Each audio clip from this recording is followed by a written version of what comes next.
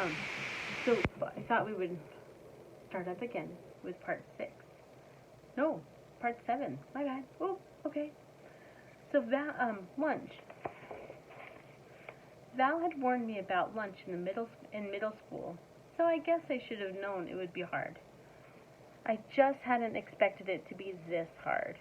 Basically, all the kids from all the 5th grade classes poured into the cafeteria at the same time, talking loudly, bumping into one another. Just about everybody was saving seats for their friends. I tried to sit down at one table, but the kid in the next chair said, "Oh, sorry, somebody's sitting there."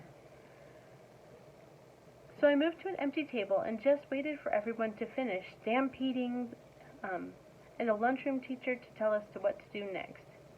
As she started telling the cafeteria rules, I looked around to see where Jack Will was sitting, but I didn't see him on my side of the room. Kids were still coming in as the teacher started calling the first few tables to get their trays and stand in line at the counter. Julian, Henry, Miles were sitting at a table toward the back of the room. Mom had packed me a cheese sandwich, graham crackers, and a juice box, so I didn't need to stand in line when my table was called. Instead, I just concentrated on opening my backpack, pulling out my lunch bag, and slowly opening the aluminum foil wrapping of my sandwich. I could tell I was being stared at without even looking up. I knew that people were nudging each other and watching me out of the corners of their eyes. I thought I was used to those kinds of stares by now, but I guess I wasn't. There was one table of girls that I knew were whispering about me because they were talking behind their hands. Their eyes and whispers just kept bouncing over to me. I hate the way I eat. I know how weird I look. I had surgery to fix my cleft palate when I was a baby, and then a second cleft surgery when I was 4. But I still have a hole in the roof of my mouth. Even though I had jaw alignment surgery a few years ago, I have to chew food in the front of my mouth. I didn't realize how this looked until I was at a birthday party once, and one of the kids told the mom of the birthday boy he didn't want to sit next to me. I was too messy with all the food and crumbs shooting out of my mouth. I know the kid wasn't trying to be mean, but he got in big trouble later. I know the kid wasn't trying to be, I know the kid wasn't trying to be mean, but he got in big trouble later, and his mom called my mom to apologize that night. When I got home from the party, I went to the bathroom and started eating a saltine cracker to see what I looked like when I was chewing. The kid was right. I eat like a tortoise. If you've ever seen a tortoise eating, like some prehistoric swamp thing. The summer table. Hey, is this seat taken? I looked up and a girl I'd never saw before was standing across from my table with a lunch tray full of food. She had long, wavy brown hair and wore a brown t-shirt with a purple peace sign on it. No, I said. She put her lunch tray on the table, plopped her backpack on the floor, and sat down across from me. She started to eat the mac and cheese on her plate. She said after swallowing the first bite. I should have brought a sandwich like you did. Yeah, I said, nodding. My name is Summer, by the way. What's yours? August. Cool, she said. Summer! Another girl came over to the table carrying a tray. Why are you sitting here? Come back to the table. It was too crowded, she answered. Come sit here. There's more room. The other girl looked confused for a second. I realized she'd been one of the girls that I'd caught looking at me just a few minutes earlier. Hand cupped over her mouth, whispering. I guess Summer had been one of the girls at that table, too. Never mind, she said, leaving. Summer looked at me, shrugged, smiled, and took a bite of her mac and cheese. Hey, our names kind of match, she said as she chewed. I guess she could tell I didn't know what she meant. Summer, August, she said, her eyes smiling, her eyes wide open, as she waited for me to get it. "Oh, yeah," I said after a second. "We can make this the summer-only table," she said. "Only kids with summer names can sit here. Let's see. Is there anyone named June or July?" "There's a Maya," I said. "Technically, Maya is spring," Summer answered. "But if she wanted to sit here, we could make an exception." She said it as if she actually thought the whole thing through. "There's Julian, and that's kind of like July. Oh, that's kind of like the name Julia, which comes from July." I didn't say anything. "There's a kid named Reed in my English class." "Yeah, I know Reed. But how is Reed a summer name?" she asked. "I don't know," I shrugged. "I just picture like a reed of grass being a summer thing."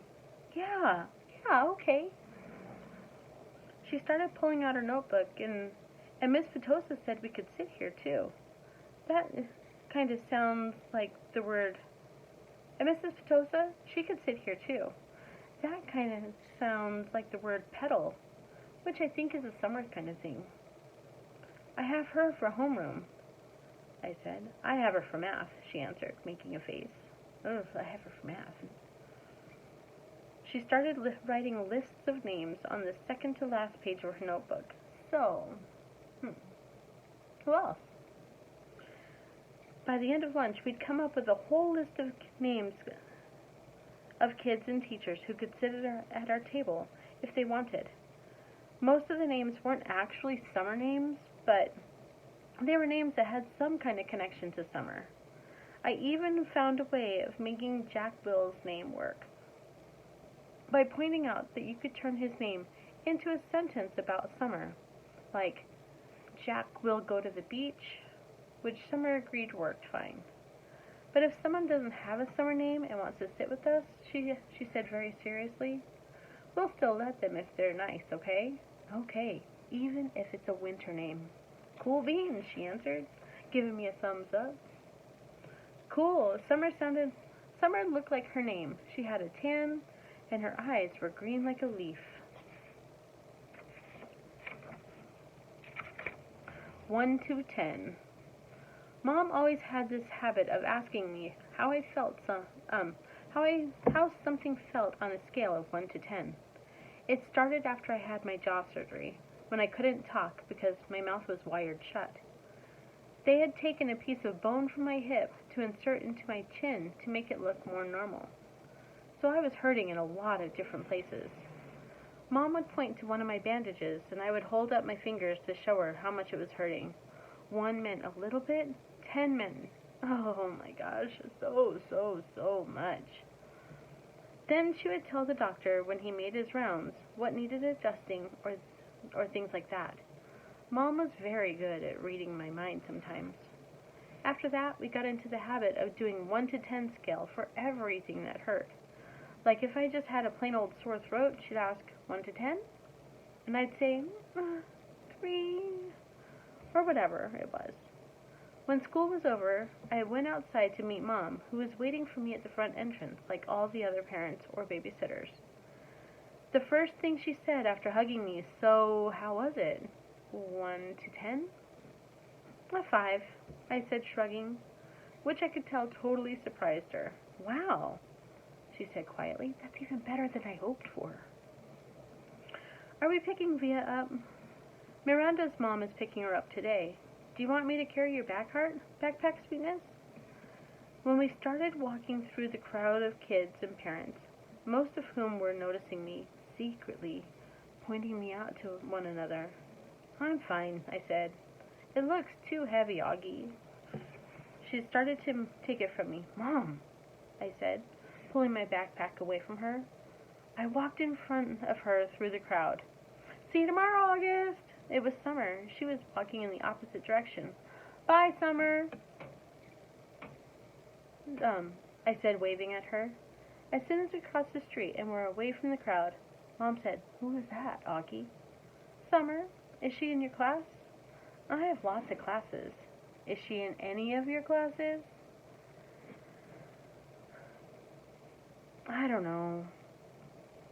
Mom waited for me to say something else, but I just didn't feel like talking. So it went okay, said Mom. I could tell she had a million questions that she wanted to ask me. Everyone was nice? Did you like your teachers? Yeah. How about those kids you met last week? Were they nice? Fine, fine. Jack hung out with me a lot. That's great, sweetie. What about that boy Julian? I thought about the Darth Sidious comment. By now, it felt like it happened 100 years ago. He was okay. And the blonde girl, what was her name? Charlotte. Mom, I said everyone was nice already. Okay, Mom answered. I honestly don't know why I was mad at Mom, but I was. We crossed Amesfort Avenue. She didn't say anything else until we turned onto our block. So, Mom said, how did you meet Summer if she wasn't in any of your classes? We sat together at lunch, I said. I started kicking a rock between my feet like it was a soccer ball, chasing it back and forth across the sidewalk. She seems very nice. Yeah, she is. She's very pretty, Mom said. Yeah, I know. We're kind of like Beauty and the Beast. I didn't wait to see Mom's reaction. I just started running down the sidewalk after the rock, which I'd kicked as hard as I could in front of me. Okay, we'll see you in a little bit.